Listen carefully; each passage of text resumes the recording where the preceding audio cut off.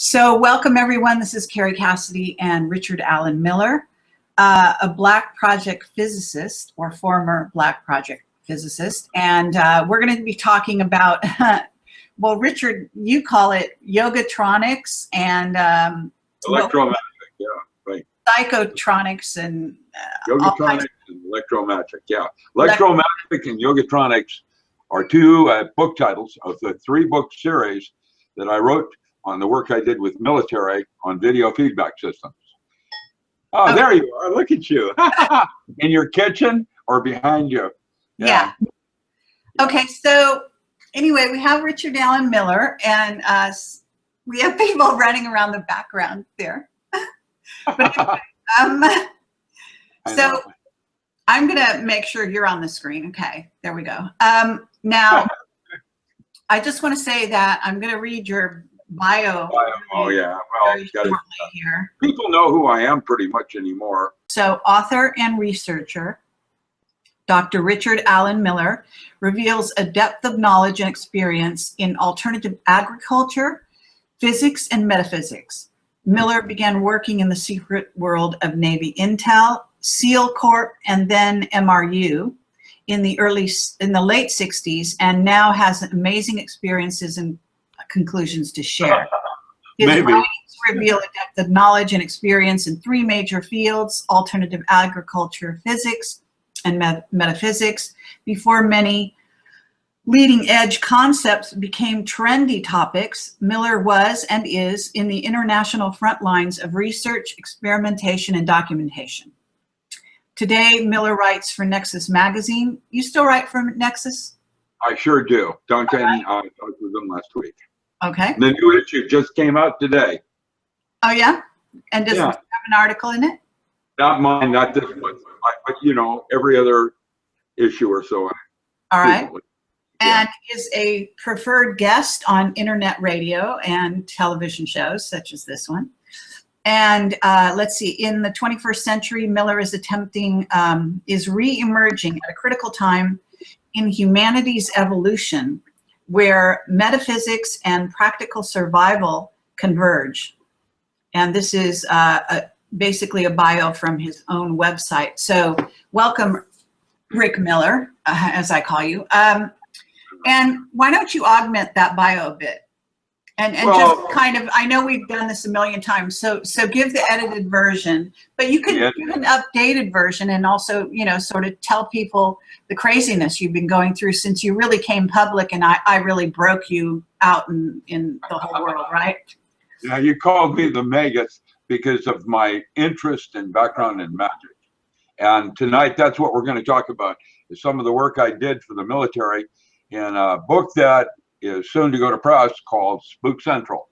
And it is basically the work in anesthesiology with Delgado doing chip implants on one side of me and Dr. Morse doing ketamine, telepathy, and BZ studies, you know, Jacob's ladder drug. And I was doing all the microwave and other kinds of weird things. Tonight I wanted to talk about video feedback and not biofeedback, which was in my Power Tools book, and how I taught SEALs to control heart rate, pulse, and other kinds of autonomic functions. This is how you become a Superman. You train them on how to work with what would normally be autonomic functions and be able to change your heart rate. That means you can interrogate or be interrogated. That means you could beat a lie detector test, or you could do things. We started with neurolinguistics. We went into biofeedback. That's when I was doing Menninger Foundation. Yeah. So I saw the need for video, not just, you know, electrical impulses from your brain and or heart rate, things like that. Your optics center offered access to other parts of the brain where I could actually change you, make you better, able to leave all buildings in a single bound. It was interesting because there was, when I was teaching at Evergreen, when I was working military, we wrote a movie down in the basement that went to Cannes as a short and won Best Picture of the Year because 50% of the people that watched it thought it was real. It was basically a about a biofeedback system that became a religion with the Vidaru Telemahandi, and it was called Eat the Sun, and then you will be your own father. And it was a spoof on biofeedback and how it could enhance and take you places in consciousness that your food groups and drugs could not. And so we explored that, and 3 books came out of that that are unpublished. Jeremy Tarcher picked those up when he was Tarcher Publishing, and later, when he's editor now of Penguin, has decided that the public is still not quite ready for them. There were movies that were made around my books. Norman Spinrad did a thing called Little Heroes, about where you have the wire, and you could change your personality with the wire like you would a pair of clothing. And in fact, you could change sexes and the types of dancing you might want to do that night by rearranging some neurotransmitters using electrical and video stimulants back into the brain.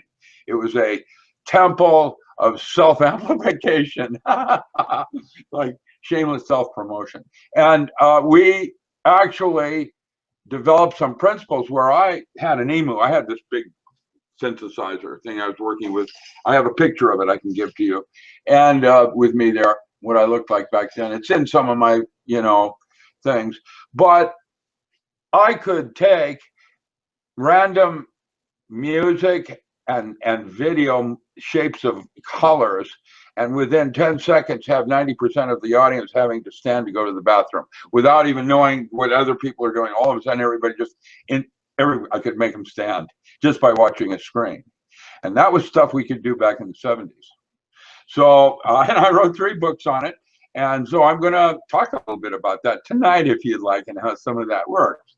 The neurotransmitters, how the optic system feeds back differently other things that you might use when going into alpha state and so on. So yeah, you have geometry that when certain geometries, when envisioned in your mind's eye, actually set up resonances in the brain.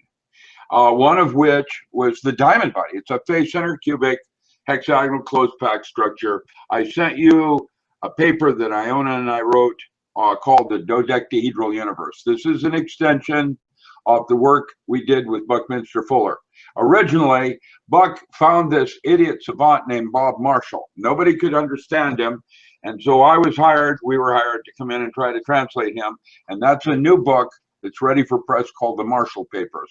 Bob Marshall was an idiot savant, lived down in Fort Bragg, and was an idiot savant. He did, for example, chapter 6 on the Riemann challenge. About 100 years ago, Riemann challenged the world to come up with a mathematical expression of recurring primes. Nobody has been able to do that. 17, 19, 23, that kind of thing. So what happened was Bob looked at a cone with a certain kind of a pitch, and then he did numbers going around them in another pitch coming down, was able to draw a straight line through primes. He did it visually, just like that. That was the kind of genius this man had. And his work for Buckminster Fuller was the development of what is called the vector equilibrium matrix. It's a 3-piece triangle whose mathematical center is an impossibility. It's a contradiction in the math. And so that led to the geodesic dome using the vector equilibrium matrix and the way it stacks on itself and creates a very powerful geodesic dome. Later, we can talk, if you'd like, about fullerenes and Bucky fullerenes and the buckyball fullerenes and things of that nature, which come out of this diamond body. But this diamond structure is an allotrope of carbon that is 100 times stronger than diamond. And it has to do with its mathematical geometrical shapes. And that's what Bob Marshall did. And that was a book that will be out soon called the Marshall Papers, where it's his original works and then a group of hedonists, people that are interested in mathematics of geometry and sacred geometry, all got together and made comment on what they saw him writing and doing. His genius is beyond anything you can imagine. You know, if you think I'm bright, now I've met somebody I didn't even understand. And let me tell you, there's nobody can snow me. And Bob Marshall was a genius. He was like, I was impressed. You know, I couldn't do that kind of thing. Lived in Fort Bragg. He died a few years back. In other words, how is it used in, well, you used to train special forces, etc. Were you using it to manipulate those forces as well? I wasn't even at that stage. I was trying to figure out how to talk to the brain using symbols and colors and sound. I wanted to develop a language that I could talk directly to the brain as a brain-mind interface. And I did it using video feedback systems. And we discovered how to talk to specific neurotransmitters. And because we could talk to this neurotransmitter, that could talk to 3 other neurotransmitters, and we had access inside the blood-brain barrier. We could have a way that you could see images in your mind's eye that didn't come through the optic nerve. You bypass the optic nerve and go directly to the brain. You're also bypassing a certain filtering that the individual, or rights that the individual might have, wouldn't you say? Because in other words, you're talking about direct suggestion. Yeah, that's exactly right. You're right. You're exactly. So people don't have any, do they have any sort of built-in way of avoiding being influenced by that? Yes and no. You can fool people, like stage magicians will make you walk on stage like a duck. You allow them to do that. You can't make somebody do something they don't want to do, but you can fool them. Like, you know, is it door number A or is it door number C? And you don't even offer door number B, which is lying by omission kind of thing, which is the answer. In other words, there's no way they can be right. And you could play optics games like that in decision making with colors. And is this a blue or is this a green? How do you do that? And what does green trigger as a specific neurotransmitter response? And so we know that colors affected your moods. And so we started with those studies first, and it was a progression going down. Okay, but they also can heal you. And there's also the notion that, for example, green is often used to program people. So tell us okay, what's associated with the certain colors, right? You know, there's systems of correspondence. The one that I chose to model for my path was from the Sefer Yetzirah, the Book of Formation, that relates sound and words. I've had options, you know, there's chakra things and there's Swami Goswami, you know, metaphors, but of green being the earth and, you know, safe, that kind of thing. That's what green usually means, is you're safe. Like blue is intellectual. Yellow is very, you know, ideas, blah, blah, blah. That all is all from Eastern Theosophical Society kind of metaphor. And so Golden Dawn had systems, OTO had systems, Crowley systems were different. They were argued, they battled. I chose Hermetic Kabbalism and try to remain as close as I can. I do favor Aleister Crowley over Golden Dawn and Samuel MacGregor Mathers, but what I did was my own scientific work and made other discoveries that were way beyond what the green color means. You know, it could do, when moved with light blues and darker blues, could instill a need to go to the bathroom. You have your system, there's all these other systems, but just because you think you're using one system, if you're using a color and there are all these systems can attach different meanings to those colors, so what if you, as long as you project that color, it could actually be read at the other end and interpreted by any number of systems, not necessarily by yours. Right. We were trying to find cross-cultural forms that was independent of, you know, Iraq being Muslim as opposed to being in the United States and a Christian.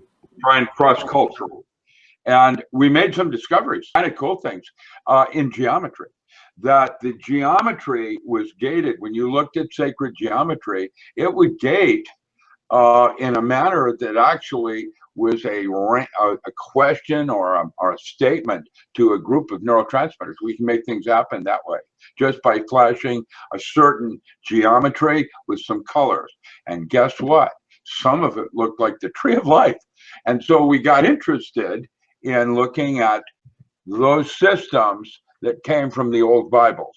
And there were, I think, technologies back then that used sound and movement, like dance, that is not a technology that we have in this epoch, that changed space-time. You know, we're doing things with sound. I had it on Facebook, you know, where I'm using some sound and it's bouncing rocks and moving them and spinning them and things like moving a pyramid. How did they do that? I don't know. So that was one of the studies that we were doing, was on how geometry and movement of that geometry changed space-time. And that's where Roger Penrose and his geometric universe then came in, and why I was studying under Penrose, because of his torus twistor models. It was a mathematical physicist that wrote a book called The Geometric Universe.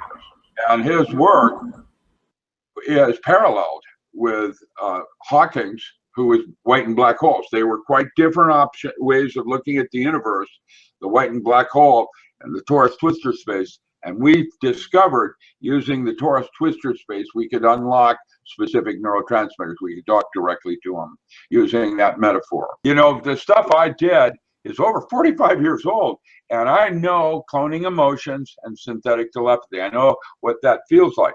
What I'm experiencing, like when I was talking with Jeff Rentz and some others, is quite different. It's very subtle and way smoother than the stuff I had. It's kind of like drugs. You know, dimethyltryptamine, back when we were studying it, was not ayahuasca. It was telepathy. That's what it was called. Because if you used it a certain way, you were a fourth stage telepath. And that got a lot of interest in a lot of military, in the possibility of having a radio that you could transmit forward into the future.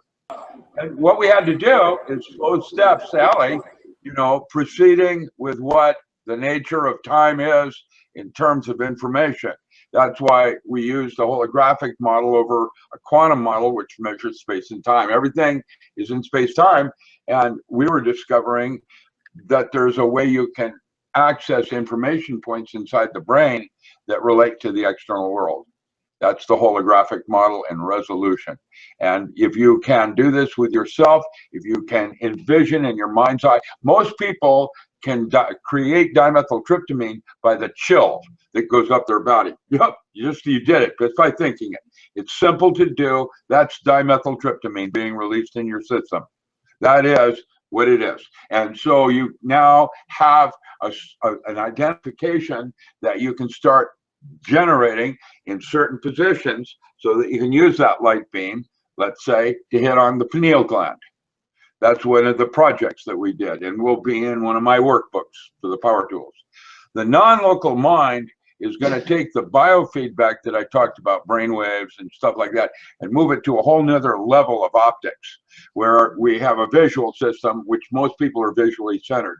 They use some olfactory because it's directly into the brain, and some taste.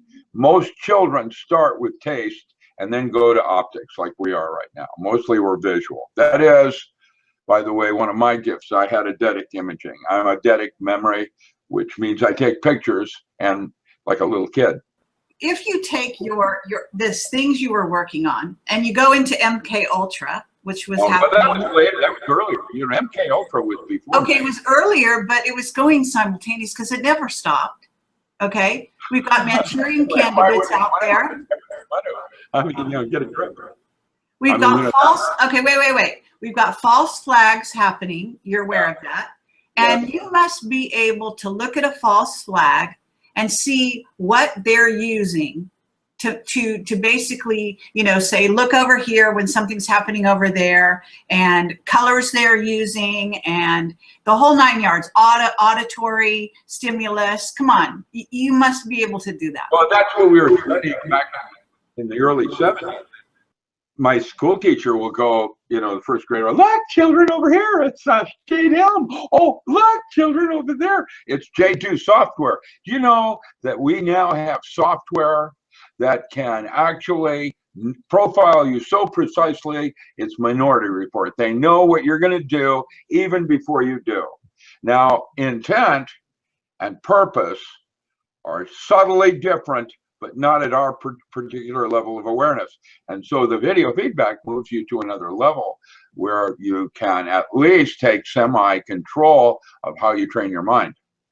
And so that's what they wanted for super soldiers, was the ability to use sacred geometry and visioning in your mind's eye that would turn on specific neurotransmitters so that you are functioning in this way over that way more efficiently at that moment, done just with breathing and visualization.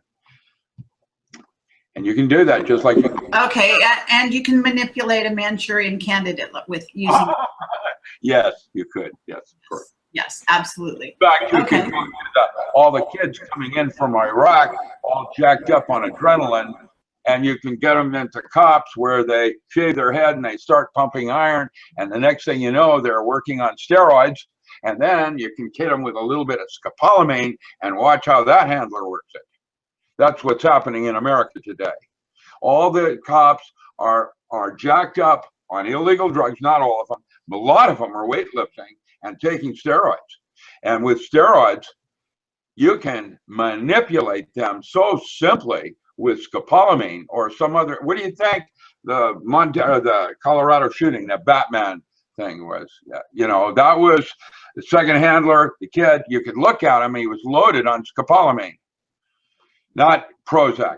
If they're on these drugs like Prozac, they're extremely easily handled. That was, and you don't even need video feedback systems, which we were doing. That was earlier technology, and it's being deployed now. Yes, I see it everywhere. I have no idea what to say about it. That's why I went into agriculture. You know, I mean, I walked away from it when I figured out what I was doing, and now my pay grade is so low. I have no idea what's going on today. I can connect dots and have concerns. I have some serious concerns. I don't know they're true, but I am pretty good at what I do, and the dots I connect are kind of creepy.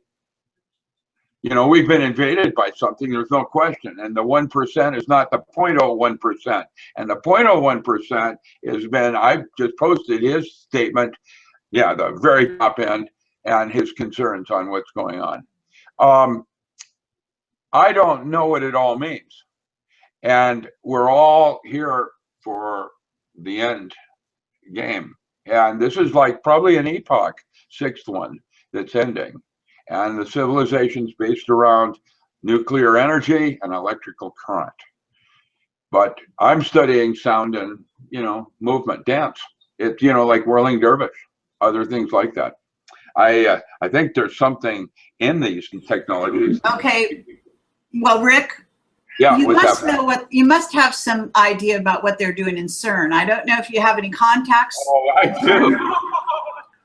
Okay, so yeah, I knew you wanted to do that. Well, even when I was teaching metaphysics at Harvard through IES, I met Skull and Bones. Every bureaucracy has an occult element for the last 200 or 300 years reserved for ultra elite magic, magical lodges. Had your finest poets, Shakespeare, Byron, whatever. They were all part of lodges and lodge work. Now, I've got a video showing a bunch of scientists at CERN doing ghost dance, trying to bring on biblical prophecy at their way of interpretation. And I find that very creepy. It isn't going to work because there's something else going on.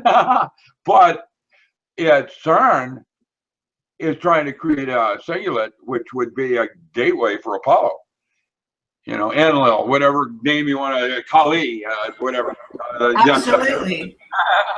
Absolutely. Well, okay, that's very good. You know what? You just revealed more in the last 3 minutes about what's going on at CERN than probably everyone who's out there making videos about it right Oh, they're biblical they're zealots. Who knows?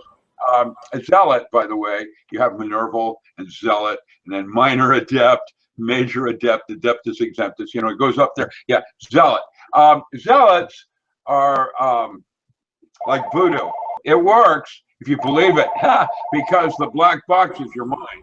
All governments have magical orders, and that's one of the reasons when I came out of grad school, I studied Hermetic Kabbalism. I did my own Bible translations. I didn't find answers in physics. Where are you going to go?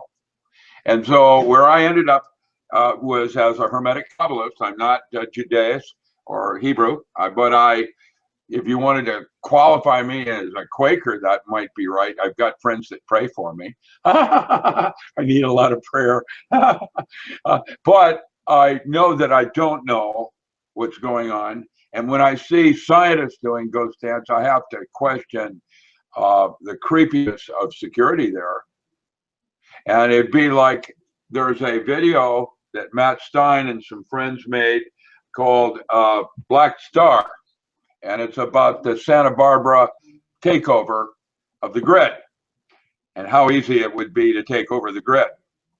And CERN is kind of like a Fukushima, a possible accident waiting to happen. And while when we did our first nuclear testing in the atmosphere and we're worried of a solar storm that might happen from that, which is still a possibility and why we ban it, here we are turning on and creating a singulate, a mini black hole. Now, what do you think that's going to do to the Earth and over the next, whatever time it takes for that hole to go from this point to that point? Well, it will do that.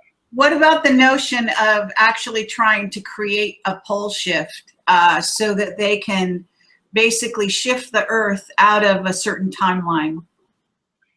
Timelines. That's interesting. Arrows of Time is in Science Digest this last week. And there's 3 articles on the nature of time that might be of interest for those that want to do a little further reading. It shows Janus looking in both directions, the past and the future. And so really, what time is not what we think it is. It isn't such a real component any more than space being the shortest distance between 2 points. Space has something else going on, including gravity, and time does also. And so there is a relationship in terms of your style of approach to the universe as quantum or more as a holographic system. You have choices. These lead to different solutions. The solutions open and close certain doors. A holographic system is kind of creepy in terms of the possibility of what CERN could be doing. And so I have concern when I see magicians that are not even nearly as trained as myself and what I train SEALs. To change, magic is the art of changing consciousness at will. It is the ability of taking responsibility for the thoughts you choose to entertain. It is a level of awareness that is evolving from where you are to where you're going. And it's a metaphor, if you will, in stages. It does, Simon says, you can go halfway to the door. The whole thing is not about going to the door, it's the journey. And so you have a relationship with time where the future is often considered a secondary wave and your past is your primary wave. And your present is the interconnectivity of the two. And if you have a resonance, like a SEAL was trained, they're like talking to their future and changing their past. Because for example, as a metaphor, at the time I trained these individuals, Navy SEALs did not exist. Wasn't even a word. And SEAL wasn't related to a dolphin or a cetacean. It was basically probably sealing something. It was out of Amherst. It was a Blackwaters thing. Ted Kruger was my handler. He's still alive at Virginia Tech, and we're still doing work. Now, at that time, it later became Navy SEALs, with astronauts and spooks and other kinds of people that would go through the training. And we did it all, and we showed them how to do video feedback things where certain geometries, when you envision them in your mind's eye, you actually release specific neurotransmitters and can do things like that chill going up your back, and how to use that chill to regenerate nerve tissue, for example. Okay, well, what do you think the mandalas are? There are sacred geometries that come out of chanting across the vessel function of membrane. Yeah, but, no, come on. I mean, this is something that India and tapped into a long time ago. This is using a mandala to meditate on a mandala is to do the same thing.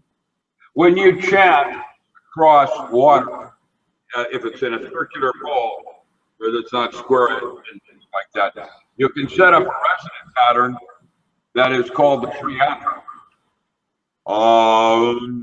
And you transfer across the water and you get the tonal qualities like I write about in the non-local mind. I'm going to give you how to pronounce things so you get the right tone qualities that cause the reverberation. And most all of that comes out of the Sefer Yetzirah, the Book of Formation, the one that relates words to sound. And so that's why the Greek and then Hebrew were so valuable, as the Hebrew had mother letters or secondary relationships in the way they formed words that were semi-unrelated, different than what we do today based on Latin and the idea of the mother block language. And so there are different structures. And when I started looking years ago at Dolphin for John Lilly, we discovered their language clicks and whistles were like a form of Clifford algebra. And so this mammal was doing geometry things that Hebrew was like only beginning to hint at. And we discovered there are other kinds of technologies which now lead to things like cybernetic anthropology. That's your meme concept. You know, the idea of, okay, these things are the church of the virus. You can go to lucifer.com. That's an interesting website. That'll get you into all kinds of creepy things where ideas are viruses. And when you look at things like that, you realize that the geometry is what kicks off the relationship of how that information is stored in your brain. And that's what we were going at, is to be able to control autonomic functions with visual imaging in your mind's eye, like your heart rate, and be able to pull that right straight down when the doctor's got it up on you. Okay, but you're talking about sound, you're talking about visualization, but then the third sort of piece of that puzzle is material reality. I don't think that the physical reality is real. In my system, there's only one thing that's real right now. No, I can change this world. That's what a voodoo does. Yeah, but that's the combination of sound and verbalization. A visualization changes reality. Oh yeah. And on dancing, and you watch the fourth dance, and guess what? Those 20 whirling dervish are doing. They're doing a rodent coil, a 9-6-3 progression. Now, movement is related to geometry, and that's why we've been attracted to dance and music. And you like to sing, well, there's something more going on than just the tonal qualities. And that's the part that we wrote about and this discovery for the military. And we discovered there is a certain geometry, which is a diamond body, that if you envision it with the center of it being at your third eye, you can access specific neurotransmitters and turn them on. And we have a game that we've developed that was in the book, a video game, to self-amplify yourself. Now, what would be the temple of self-amplification? What do you think that would be about? The Vidaru Telemahandi. Eat the sun, then you will be your own father. The ecology of the soul is to recycle one's consciousness. And that's what we're trying to do now, is understand the matrix of the physics between color and geometry, like it's described in the Sefer Yetzirah. And I'm finding useful gambits now with digital programming. I can do I can do some remarkable things just using screen feedback, you know, just where you're watching the screen. Looking at it, the movie starts out with everybody looking at a test pattern and, you know, with the test pattern, you remember Howdy Doody and the test pattern? Yeah. And then what happens is, it turns out that our reality, and the way this movie goes, is that your neurotransmitters are out of sync with each other, and so it's caused this distortion we call reality. And that if you could readjust all of the neurotransmitters into perfect sync with themselves, you would then know the unknowable truth and have taphasia ritual, electronic trial by fire. And so we wrote this movie, and everybody watched it and thought it was real. And I actually think that's what they're doing at CERN. They're actually trying to go through the dimensions. Well, that's basically what they want to open. When you talk about, you know, the center of the universe or multiverse, whatever we want to call it, black hole, all a black hole, you know, black hole isn't what they say it is. They lied about that. And I'm curious what you think about Stephen Hawking. You know, because I mean, the reality is that you're creating actually a portal into another dimension. Alan Dean Foster wrote a science fiction story called Into the Out Of. He wrote Star Wars. He's written a bunch of other. He lives in Ashland. He's a science fiction writer, friend. Alan Dean Foster. He wrote out.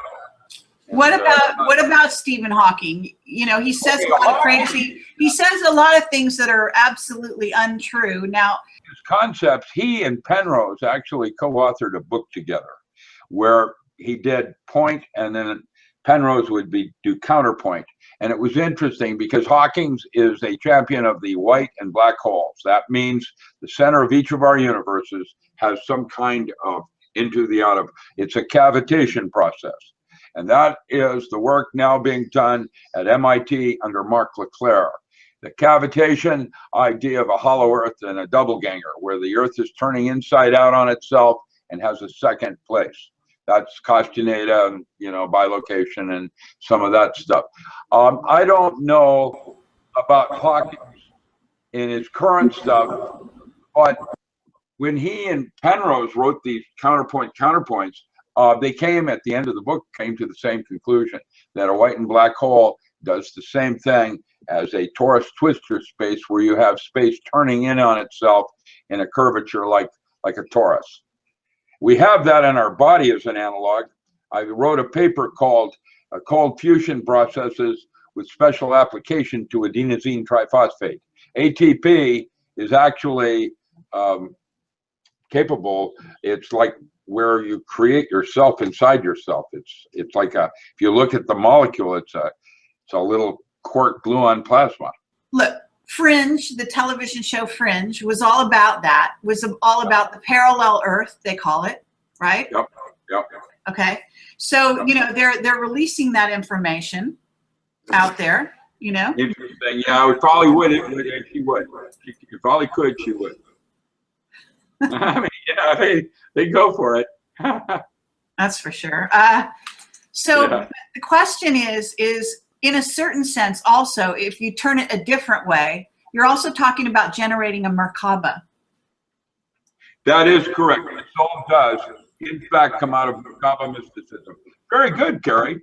That's you get an A on that one, girl. That's actually correct. It's Merkaba mysticism that it all comes out of.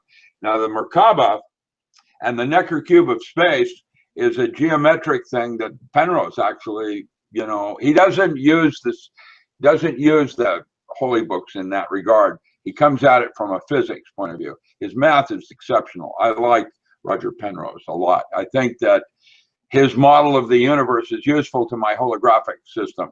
And I found the geometry that I'm working with cascades in and out like specific neurotransmitters. And I think that's what we're doing, is we found a language of mathematics that we can talk directly to chemical molecules. That's what the Diamond Body, Electromagic, and Yogatronics is about, those three books. And it's the philosophy, the actual experiments that we did, and then the third book is the conclusions that we came to and what we could do. Stan Tenen did some with his Meru project, but we were way down the line in our studies with the military. And then Iona and I wrote those back in the early 80s, and Tarcher buried them. And that's where they are at this moment. Except Okay, what do you mean they buried them? well, they haven't gone to press yet. They're ready to go to press. So they're sitting, where are they sitting? Well, I gave them to Jeremy Tarcher at Penguin. He's at Penguin now. Okay. He had those, yeah. Well, who does he report to? I'm sorry. What? I know, but who does he report to? I have no idea. I'm going to stop. I'm going to play. Okay. All right. Yeah. No, and they're ready. I've got a GoFundMe account because I have a whole bunch of books now. The SEAL reports, the Marshall Papers, Spook Central, the Non-Local Mind, 2 more encyclopedias. I've got a whole list of other books that are already. Okay. Are they online? Are they published already or not? No, they're not published yet. I need to go to press. And so I started a GoFundMe account that's going to get these books done.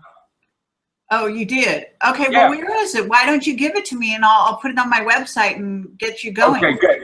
Chicago was kind of a cool event. I did a bunch of, it was a 17 psychotronic conference. And that's, you know, psychotronics are when you use a device like a Hieronymus machine or water witching to communicate information to consciousness. And I haven't been to this one since 1972 when the first one was in Prague, and I presented the holographic concept of reality. And so many years later, 45 years later, no, 42, 3 years later, I did the 17th, and it was really cool. I did structured water and how psyche enters matter. We can start with sex magic and the mass of the Holy Ghost, if you like. It's the Masonic secret, basically goes like, the thought that occurs at the moment of climax happens. You got to be real careful what you're thinking about. Is it good? Yeah, exactly. Just kidding. Okay, well, absolutely. That doesn't surprise me. Of course, you know that the whole story about Crowley and Parsons, right? Oh, yeah. Yeah, Diary of a Drug Fiend and Cephalo. He's got to have a very colorful life. Have you heard that Crowley might still be alive? No. I've met his grandson. No, Crowley died in Hastings in '47. He was he died of opiates. Fukushima we know about, but what about, I have heard that near Croatia or somewhere like that, right in that area, there is a... When Fukushima went critical, a whole bunch of other reactors in Japan also went critical, and they weren't reported in the news at all. It isn't just Fukushima that had the problem. And today, 48%, we broke this in the early year when I did the study for you on Fukushima and started to get a better picture of it.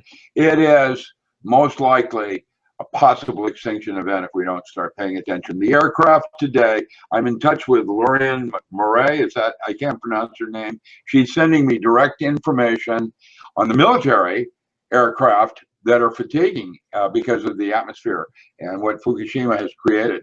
The aircraft, if you want to see what it's doing to our 20th century vehicles, look at the amount of rubber on the road right now. And that's all directly related to Fukushima.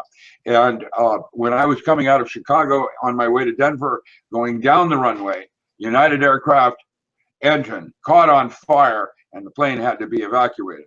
When I was at customer service, she said that this was a more recurrent problem than ever before by a factor of 10. All the aircraft now that are flying are starting to fatigue from the radioactive particulate from Fukushima in the stratosphere.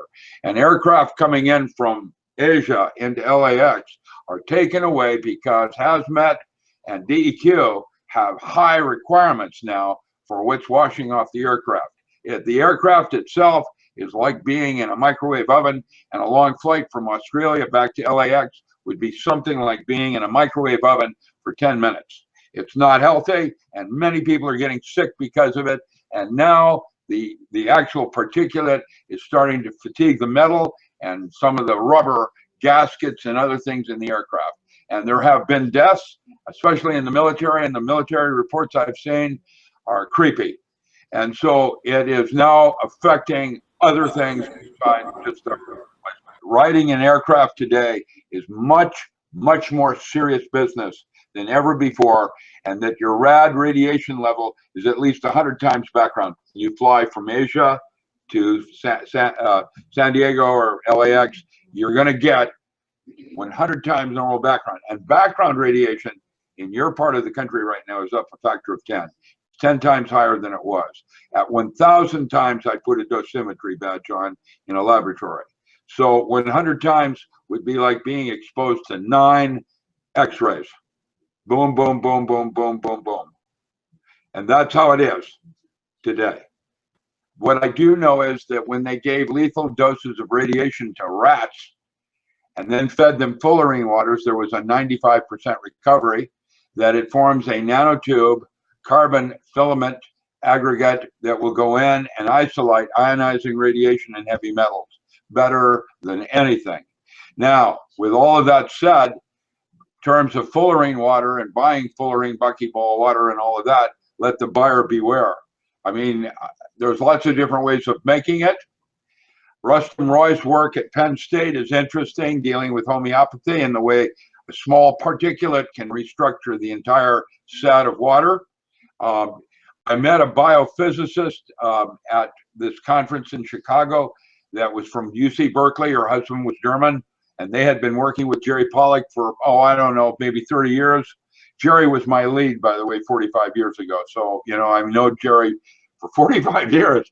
And they think they found possibly an exclusion or variation to his work on exclusion zone water, which may or not be correct. I find it very interesting, and that's the area I'm working in right now in discovery. And what a fullerene molecule is 60 carbon atoms. And 60 carbon atoms will form in the buckyball, the geometry that I came out with, will form a type of ball with 60 carbon atoms.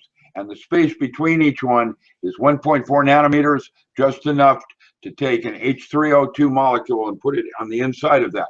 And what happens is, because of that restructuring and its surfaces with the Bucky surface, it forms a nanotube that they're going to be using for the space bridge, you know, the elevator in space. It's that strong. It's 100 times stronger than diamond as an allotrope of carbon. There's a second allotrope at 160 carbon atoms, but it's the 60 carbon atom one that I wrote about in Nexus a few months back, and is unrelated to the putting deuterium or tritium and now having a fusion neutron fullerene fusion bomb that they're deploying in Yemen and Gaza. It's unbelievable. Most people don't even get what's going on. There's a new weapon out there, and it's pretty crazy. Okay, but what happens as a result of that fusion bomb? Okay, it took a 617-foot piece of steel building 7, and as that piece of steel structure was falling, it slowly started to disintegrate. And there's only one thing in the world that will disintegrate steel, and that's a plasma. It's not thermite or advanced forms of thermite. It's a plasma that will do that. And basically, I've got a picture of Arnold Schwarzenegger looking at the trigger at the National Ignition Facility in Argonne. So you can't, you know, Livermore. So you can't kid a kidder. And this was and I'll give you both of those papers to upload if you'd like. They're on the fusion bomb, precisely how it works. It was a Mossad weapon that was given to the United States. And while I don't think the Mossad used it on 9/11, they certainly knew about it. And that's what I've been talking with Judy Wood on. Now, yeah, well, no, it was the United States that used it. Well, which United States? Yeah, exactly. This is no longer the America that I served and protected. You know, when you have a dark act, and Jimmy Carter is writing in ARP magazine that was this last month in ARP. We all read ARP because we're all, you know, grumpy seniors. And Jimmy Carter wrote in there that Washington's for sale, absolutely. We're being run by transnational corporations. We don't even have a chance. My daughter is, her title is controller for the state of Oregon. She told me that the 40th down in pharmaceutical houses. You know, you got top one, 40th down, Johnson & Johnson wax. Their gross national product is 4 times the state of Oregon at $8.4 billion. Now, how do we have any control in anything anymore when elected officials and the law enforcement is all going toward our home now? It's like all the weapons that we used in Iraq are now going to get used on us. What's going on? I don't get it. I don't understand it. I have friends that are oath keepers. Some of them are misled internally.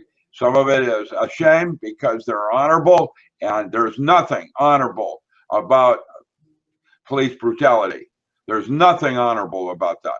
And, you know, basically the original Serve and Protect, what they did to SEAL Unit 6, somebody's got to say something about this is no longer the America we served and protected. Sure. Well, absolutely. They killed them all. Why? Well, because they didn't, Osama bin Laden had been killed back in 2001 or whatever. What?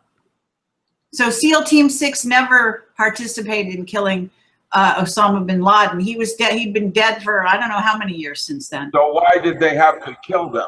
Well, they didn't want him to talk. SEALs aren't trained like that. Basically, the idea of their mission is their purpose, the reason they're here on Earth. And so to do that and have that kind of loyalty and faith in the system and be misused is no longer the America that I served and protected. And you know, the connection of what a meme is and how they're using them. It's not just something that's being used to sort of, you know, in study as you would do it, but it's actually something that is consciously being put out in the public. They use a lot of, that's a form of mind control, basically. And I'd like you to elaborate on it. Well, a meme, there's a book out called Brain, Symbol, and Human Experience by Laughlin, D'Aquila, and McManus. And that would be probably one of the more advanced books on magic ever written. And in my opinion, I taught it as a book on magic when I was teaching at AOL and at Harvard. And it's Brain, Symbol, and Human Experience by Laughlin, D'Aquila, and McManus. And they formed the concept of the Church of the Virus and Lucifer.com. Enjoy yourself in that place. Now, a meme is a type of energy. In the way I use Leary's neurologic circuits, I talk about the physical plane and the next level of information or resolution of information would be the emotional plane, and why EQ is more important than IQ. Yes, Your Worshipness. And yes, yes, EQ is a higher set of information over the physical plane. It's how you feel about it. And then above that would be the intellectual, and the fourth plane would be archetypal, where you are me, and I am you, and I am the walrus. That is the fourth plane. There are actually, in my system, arbitrary, I use Leary. The reason I use Leary is that the geometry of each neurotransmitter actually is the way information unfolds into and out of itself in your brain and the structure of glial cells and their diamond body structure. And that's what we've made the discoveries on, and how that all mathematically works in terms of resolution of information to higher levels of awareness or consciousness. And as we get more aware, we will distinguish the distinction between intent, what you actually end up doing at the end of the day, and purpose, why you're really here. They're at our level of consciousness, they're the same thing, but in awareness, they become quite different. And that machine, J2 software, is doing intent, not purpose. And it can't do purpose because that's what makes you God's favorite. But I'm just kidding. There's something else going on here, and we haven't decided that, except I started discovering it in the geometry of the way the eye would focus on certain geometries and color pattern sequences and what would happen next. And I could control certain autonomic functions like your urine. I could make you have to pee. We talk about what they're doing with news, okay? The everyday news that's out there. Yeah. Advertising. It's a new car, you know. Look, children, over here, it's ISIS, and we're beheading, and we're going to have to go over and kill a bunch of people. But of course, ISIS isn't really real, and so what's really going on is that we're going over there and killing a bunch of people. How about Venezuela? And look at what's happening today and yesterday in their stores because their dollar crashed. And you want to know what's going to happen in America today, simply watch what's going on in Venezuela today. And you can count on that happening in the next 10 months here. And that's Venezuela. It gets worse. The idea of San Salvador, and we give them aid packages they desperately need, but only if they also use GMOs. And no wonder everybody hates Americans because we're ugly and forcing them into having to use GMOs. And you say, oh, no, I don't feel that way about it. And then I say, well, what's that dark act all about? And what we're about to pass in Congress, where labeling is no longer required. And it's our Congress doing it, and it's being manipulated by transnational countries that are outside boundaries, and it's like Monsanto. And so the package to San Salvador to give them aid that they desperately need has got a rider on it that they have to also use the GMOs along with it. Now, who do you think put that in the law books? And it's happening. And when you go to other countries, the way they talk about you and me is that we're ignorant, we're ill-informed, and we're complacent. And all of this is real, and none of us are getting the fact that we're no longer in charge of our own country. It's I don't get it. I don't get any of it. And as a scientist, I tell you, it would be nicer to be put on payroll and walk away and have the good life as a quiet farmer like I did for the last 35 years. I was a quiet farmer. I loved it. I didn't have the hassles that I'm currently enjoying. It's unfortunate. The role that memes play in capturing the imagination, because if you capture the imagination and you get people to visualize what you want them to visualize, which is what in essence a meme does. People do, you know, in movies, they're watching these things, right? And they basically are selling you a bill of goods. It's the same thing with what's going on in America. Same thing.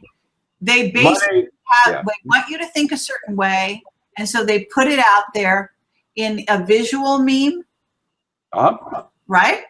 Oh yeah, how about no cursive anymore in grade school? And they stopped teaching Latin when, about 10 years ago? Let's get everybody stupid. How come they're no longer going to do cursive? Why are the children trying? Look, I don't get our educational system. That's why I'm so absolutely against it. I don't know, mentorship, where the kids teach each self and you set up facilitators to allow them to do what they want to do. They make better food choices than we do. They can grow plants better than we. I've seen autistic children be able to grow bedding plants better than master gardeners. How does that work? And the love of a dyslexic child, there's nothing wrong with that child. That child is like a dog in terms of love and the feelings it has. And that is a higher actual level of information than the physical plane. And yet we would put them in a category of something wrong with them, like Temple Grandin. We've lost our real, resource, which is our children. That's what our real resource is. It's not money and crops and corn. Someone here is talking about Nassim Haramein. Are you familiar with his work? Yes. Nassim, I don't know him real well. His material, some of it's borrowed, some of it's original. There are very few people that are really doing serious work. Nassim might be one of them. Yes. I liked Alex Kavarenin. I like Jerry Pollack. Roger Penrose, John Wheeler. These are all teachers of mine. Charles Muses, Edward Horton. Albert Gorky, I took him for quantum biochemistry. These were giants.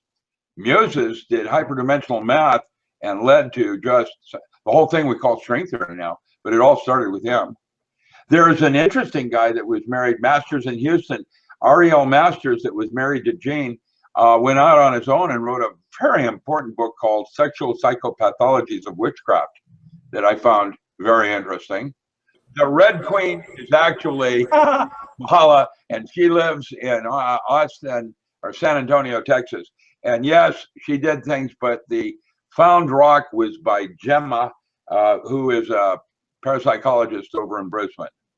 Gemma is a younger person. Mahal is my age and known affectionately in our inner circle as the Red Queen. She's an artist, so of course she's flair and flamboyant. She was my teaching assistant when I was at AOL teaching at Harvard and other universities. She was my teaching assistant back 25 years ago. So, someone wants a Fukushima update. I think to some degree, maybe this person tuned in late. I think you've kind of already given that, but if you have any other items of interest. I think that Fukushima could possibly be an extinction event. And if we're not very careful, there's been some video out of this photographer up in BC going through the Aleutians and the San Juans every week, showing changes and what's going on since Fukushima. And just his videos each week are staggering. It's like Suspicious Observer. It's creepy. Okay, and, have you heard about 3 days of darkness? Actually, there are some people saying, and there's some interesting conjecture about something happening in 2017. Yes. Surrounding 3 days of darkness. Have you heard about that? That's in NASA's document, the Future Weapons of War. They're pretty accurate because they're the ones advocating the transhuman program, Avatar Project. And so where we're no longer human by 2850. So I don't know how this is all going to play. Stay tuned. Film at 11, same bad channel, same bad time. Okay, let's see. Something about the Pope, last days of the Pope. There's all kinds of stuff going on out there. The last Pope. Well, I think your Illuminati are a bunch of Jesuits, the scientists, like Name of the Rose guy, that are at war with Rome because they've been betrayed on their sciences. And the Jesuits want $15 an hour against China's $2 an hour. There's no such thing as gross national product anymore. No pride in anything. We're not doing very much export of anything anymore. And your foods are coming from countries you can't even pronounce. The foods don't rot. How did they do that? I've got strawberries that I'm not even sure they're real. I don't know what they are. They don't taste like strawberries and they don't act like strawberries. They don't get old ever. They just keep getting over and over. I mean, it's like creepy. Right. Okay. How about the planet Saturn? Can you talk about that and the Matrix? Well, Saturn is the devil. It's Lucifer, and so the destroyer, the king of Earth, the king of supposedly our maker. Not really. It just depends on how you're interpreting Bibles, what Saturn is and or not. Saturn often is used in astrology to signal when you begin and start certain kinds of internal work, which are normally considered painful. Dark night of the soul comes to mind, folie à deux, that kind of thing. I write about Saturn and Hades. That's what it is. Saturn is Hades. And in Pantheon, the archetypal gods in daily living. That's a book on tarot that sequels The Modern Alchemist. It's ready for press. I've got a bunch of books ready. Wait till you read what I'm doing now, man. Okay, let's see. What do you think about the pyramid underground in Alaska? Someone's asking. There is pyramids underground everywhere, and the ones they're discovering in Mexico right now are unbelievable. North and South Dakota have pyramids. There are pyramids from previous epochs under everything. And what are they? Stay tuned again on that. It's a type of an energy system that we don't understand yet, probably. And that's one of the reasons the Nazis were always interested in previous epoch technologies. I don't know, aliens. As far as aliens go, I think we're creating our own aliens, like Jade 2. Your imagination, of course they're real. How could they not be? At our level of awareness, imagination is reality. So we're creating our own apocalypse right now as we are. It is part of our length, girth, and width. I think we're witnessing the end of an epoch. The temperature of the ocean right now are above that, which brought on the Jurassic Age. We're over 5 degrees. Right now, Antarctica is at 64 degrees, and Greenland, Iceland are pouring water off such fast that the desalination of the sea, the only reason we haven't had a mini ice age like the day after tomorrow is that the sun has just recently gone dormant. Stay tuned on all of that. So, you know, I don't know that anybody really truly knows what's going to happen. We know we're out of control going straight for a brick wall. And there will be blood. And while you can put somebody wants to talk to you about what you know about exopolitics. You know, actually, if you listen to what he said all through this, he's talking about exo and internal politics, you name it. You know, what he talks about goes far beyond the earth. But, you know, you want to address that in some form and fashion? So it's a curiosity on your 4th genome blood type and where it came from. H rhesus negative. That's kind of interesting. So, like, if I were an alien and I wanted to take over the earth, I might hide in your genome blood type, and the war for earth goes on inside each of us on an archetypal level or multidimensional level. And that's an accurate, true way of looking at things. Carol Rosen says there aren't any evil aliens. I can imagine locusts, you know, kind of like in Independence Day and, you know, that kind of thing. I can imagine that style. I can imagine liquid sky, where you have an alien hanging out underneath the eaves of a shooting gallery because it likes the adrenaline. You know, that's an interesting cult movie. And so there are all kinds of possibilities of what we are and what we are not. I don't know about reticulans and lizards and that kind of thing. I kind of see alien struggle going on because we have choice. And why do we do this over that?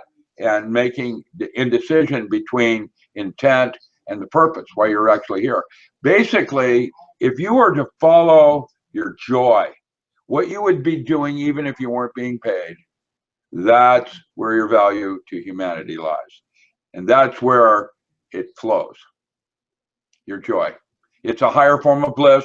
Bliss is love, you know, at a higher level. And then you go into joy, the Quaker form of joy. You know, when you quake and then you have joy, that place, yeah, biochemically. Yeah. Your mic. What about remote viewing? You know, I was asked that yesterday by someone that was remote viewing, and I gave him some references. Remote viewing is not astral projection. It is outside the body. And as such, it is something watching you or you allowing it to watch you, and then you pick up what it sees through its eyes. And what the problem is that by doing so, you've given permission for something to change you. And really, Alex Kavarinen has written extensively on this. He's dead now as a really brilliant physicist. He wrote for Emergent Mind Bulletin. It's on the internet, the zine by Leon Sidoroff. I've written for it, others. It's a very high-end journal, high-end technical, the Emergent Mind Bulletin, and Alex Kavarinen, Finnish physicist that wrote on remote viewing. Rejek and some of the others, when they first started proposing that out of Yugoslavia, radiesthesia forms, basically your black box is your brain. And your brain, the upper mind, not the lower gut, the upper mind is primarily there to make all your beliefs true, which means you have a tool that if you used it correctly, you could change the movie. And that's what video feedback, electromagic, and yogatronics was about, how to use these geometries to have a nether edge up over others in terms of their overview and view of reality. Okay, but are you familiar with Courtney Brown? Yes, I am. Have you talked with him? No, I haven't. I haven't met him. Okay, have you ever watched any of his remote viewers work? Yeah, I started some of it, and you know, enhancing with drugs like Puthoff and some of the others we're doing at SRI later, you know, that's dangerous. In my opinion, it's like Ghosts of Mars. You're letting in something that you may not want tampering with your immortal part of soul. And that's because it's not astral projection, internal. ESV. There's a difference between the two. Okay. Remote viewing is where you're letting something else watch you, and then you look through their eyes. It's outside yourself. Sorry, Yeah. Courtney Braun would disagree strenuously. Let's put it that way. Okay, well, you're free to disagree. You know, I did research on it with Milan Riesel when I debriefed him, and the Yugoslavian forms of hypnosis. I know I don't know, but my system seems to work pretty good. And I have to tell you that most of the people that are remote viewing have a couple of sheets to the wrong wind. Okay. I worry about it. You know, I wouldn't do it. 100 Crocodile Dundee said, well, you guys live on it, but I wouldn't do it. Someone wants to know what your views are on Freemasonry. That's a very long answer, I'm afraid, but go ahead. How am I going to do that? It's since recorded history, the last 400 years, Freemasonry is where all your top-end scholars arrived. You know, your poets, your writers, your philosophers. And England, it was like Golden Dawn, and before Golden Dawn, it was da-da-da with alchemists and, you know, Mesmer and whatever. So how you choose to see what Freemasonry is today, the United States is quite different. You know, Scottish Rites did Dornbeckers, where my little girl died of leukemia. And with all of their toys and all of their high-end physics and chemistry and medicine, they were more interested in their students than they were the children. I was there. I witnessed it. I witnessed how they treated her. That was Scottish Rites. So with that said, I am Blue Lodge, generational. I'm a family legacy. My grandfather, great-grandfather, I'm English, you know, Nelson line. And so I'm to a lodge in the Swiss Alps. My great-grandfather was Rudolf Sanders' teacher, lodge master. And so that's one of the reasons I have personally gone into agriculture. You know, how could I not? You know, I mean, it's like, how could anybody not go into it if you had any license? Agriculture should become a recreational sport for children. And if they set that up as a type of lifestyle, the children actually make better food choices and can produce better food than we can and want to pay it forward. And so from that point of view, having agriculture as a type of sport makes it a whole different kind of relationship in the child's relationship to himself or herself. And it's an empowerment thing that has to do with, like, you know, children. Treat your children well. That's Crosby, Stills, Nash and Young. They're watching how you do it, how you are a drug addict or how you're a spousal abuse or whatever you are. That's how they learn it. They watch you do it, and then they do it. And so it is, in a sense, a type of karma when you raise children as little mini-me's, you know, the little genetic part of yourself that goes on after you're into worm food. And that could be a type of genetics that's passed on in structural water. And water is so complex that, you know, it's a 1 million times more efficient than our current computer chips, which means it has all your past and future lives just in the structure of it and its relationship to your body, which is quite unique. You know, your body is like a mini universe, and there isn't anybody else like you. You've got facial and fingerprints and yeasts and molds and habitat. You know, you're like a star cluster, and you've got ATP that's like a quark gluon plasma recreating the Big Bang every bazillionth of a second, including your mind. And so there's something. Yeah. No, absolutely. That's great. Absolutely. Okay. At this moment, I'm gonna say good night to everyone, and thank you for your questions. Thank you for your lovely attention. And Richard Allen Miller, you are a delight as usual.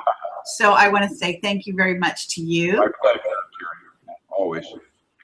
Okay. So I know it's that I got to kick off the live and I click that off, or what do I do? No. I'll push a button and we'll be off the air. Okay. All Thank right. you. Okay. Thank you, everyone. Buy his books, fund his projects. Okay, GoFundMe with Richard Allen Miller. I'll put the link on my site, and please help support this lovely creative man. All right, thank you, everyone. Good night. Bye-bye. Bye-bye.